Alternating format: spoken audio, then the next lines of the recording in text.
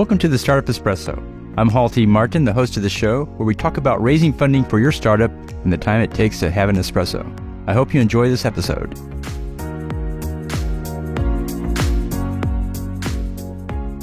Hello, this is Hall T. Martin with the Startup Funding Espresso, your daily shot at startup funding and investing. Chapter 7 bankruptcy liquidates the company. Here is how Chapter 7 works.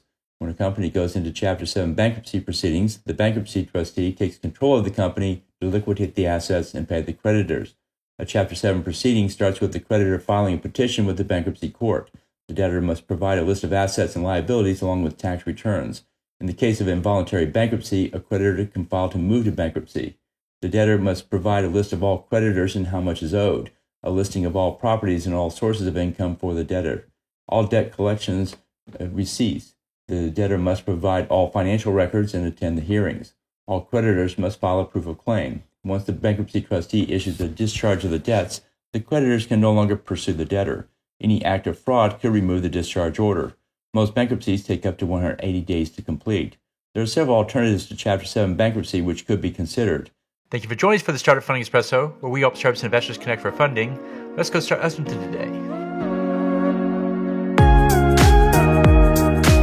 Hall T. Martin is the director of Investor Connect, which is a 501c3 nonprofit dedicated to the education of investors for early-stage funding. All opinions expressed by Hall and podcast guests are solely their own opinions and do not reflect the opinion of Investor Connect. This podcast is for informational purposes only and should not be relied upon as a basis for investment decisions.